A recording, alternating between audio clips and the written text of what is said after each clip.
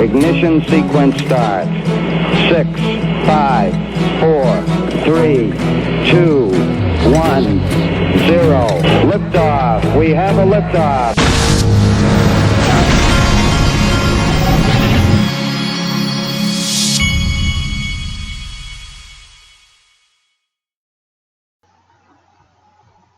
Hey everybody, this is the Digital Asset Investor, and the screen you're looking at is the front page of CNBC.com.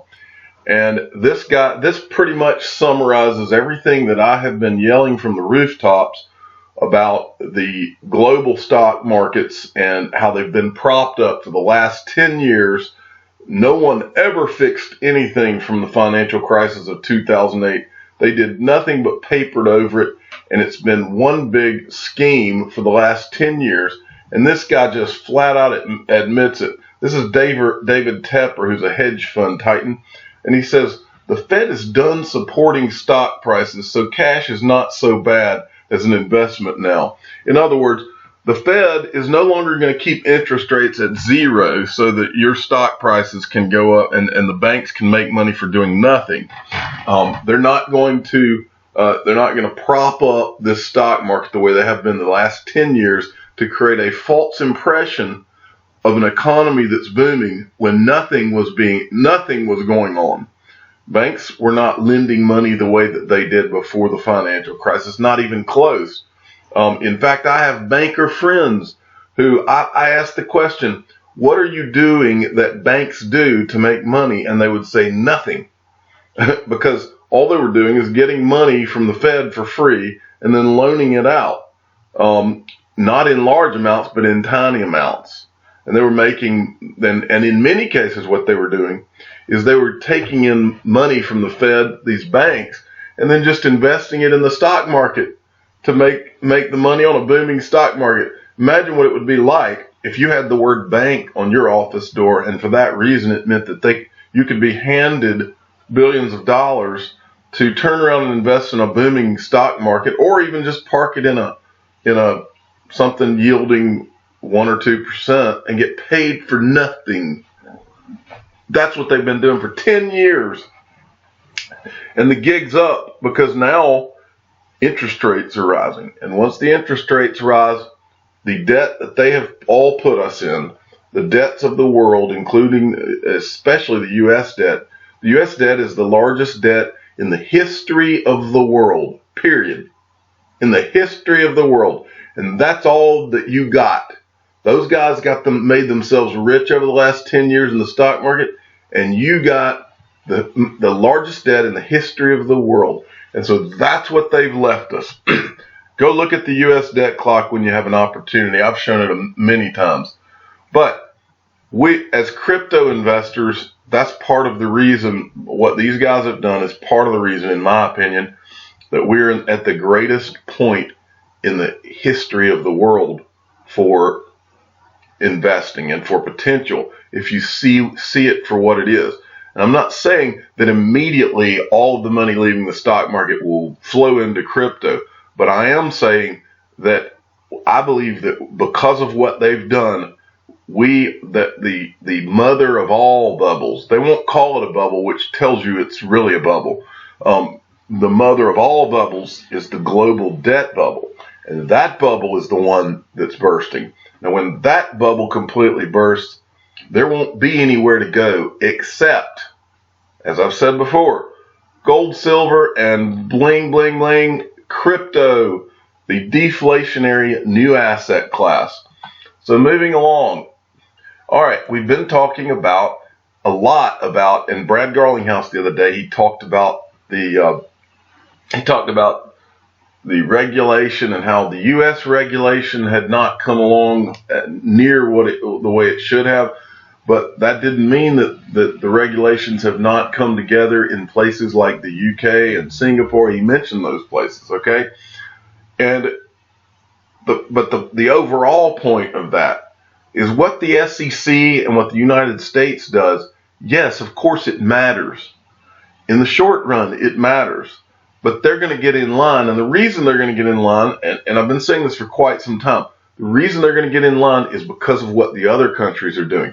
This was from C3 Nick this morning, and he's talking about the Bison app. The Bison app, supported by the second biggest stock exchange in Germany, is going to launch end of January 2019. Now, this is the second largest stock exchange in Germany who is launching. It will offer Bitcoin Cash, Ethereum, Litecoin, and ding, ding, ding, XRP right from the start. Okay, so I told you yesterday that I thought that Coinbase was going to add XRP, not for the United States, but for UK and for Singapore and probably a few other countries. Well, the first reason I mentioned that they're doing that, or really the only reason I told you they're doing that, because I think they need XRP more than XRP needs them. But they're also doing that because they want to get in. They're also, in my opinion, they're going to do it because they want to jump in this game ahead of Wall Street, and they know that Wall Street's coming. And so they know. Now think about this for a minute. If you could list XRP ahead of Wall Street, and you had a lot of other offerings on your platform that people could go trade in and out of an XRP, and you gave them a reason that they would not have to go off of your platform, it would greatly help the Coinbase volume problem. So they're going to do it because they know in January you got Fidelity Digital Assets, you got Backed, and then you've got the NASDAQ opening, you got ErisX, and now you've got a German stock exchange that's telling you they're listing XRP. Now, some of those others have not said they're going to list XRP, but like I tell you, it's a matter of time. It's all a matter of time. So, but to make the bigger point, XRP and Ripple is a global thing. It's not United States. That's the reason I've been telling you.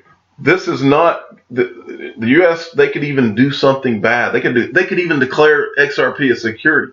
It would be to the United States' detriment because XRP would go on. XRP will still be on the Bison app. They'll still be on the second largest stock exchange in Germany. They'll still be listed with SBI, who hasn't even fully opened yet. They will still be all over the world where people have put the right kind of regulations in place. You're not putting this genie back in the bottle, and that's why the United States will do the smart thing, because they want to lead the way in digital assets, not try to lead from behind. That's not how it's going to work. They're going to do what needs to be done. Moving along, and I'm going to further illustrate what I'm telling you. This is from Peter Benstead at Lucky Pete 1988. And he sent me this, okay? This is Her Majesty's Revenue and Customs. Now, I didn't know what that was when he sent it to me, but that is more or less the way I read it. This is like the UK's Internal Revenue Service.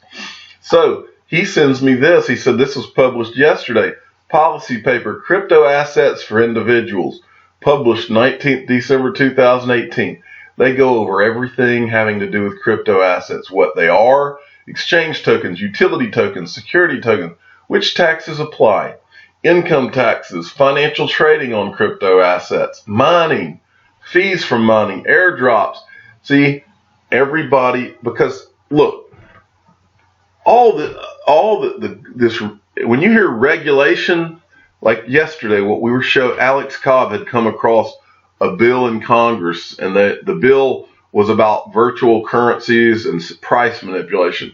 Well, when you hear governments talk about regulations and talk about price manipulation or how they got to come in and protect the consumer, what it's really about, and all of us know this, what it's really about is the dollars.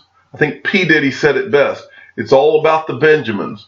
They're not worried about protecting you and me. They could give a rat's you-know-what about protecting you and me. What they care about is being able to control where the money's being made so that they can take their percentage. It's as simple as that.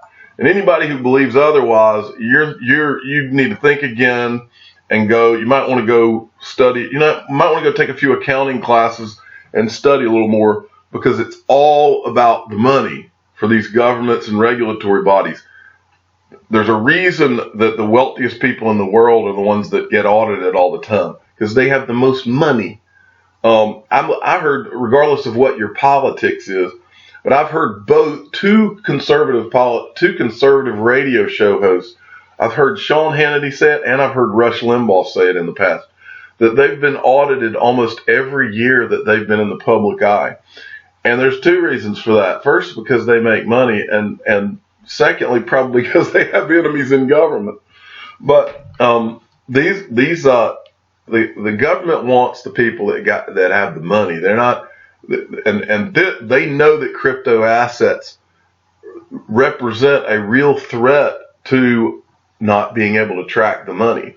Now, I'll make a bold prediction here as well. I believe, knowing how crypto assets work, I believe that crypto assets will eventually make the governments of the world realize that the only way that they're really going to be able to tax people is by taxing sales, like a percentage of everything you buy. Because I don't believe ultimately they will be able to track all of this. That's just my opinion. I think that these crypto assets offer way too many opportunities for people to hide what they have or make it look like they lost it. I mean, I think that that's where this is really going. I think that you'll see a day, because of crypto assets, where governments of the world literally have to do a percentage sales tax because they can't track all of this.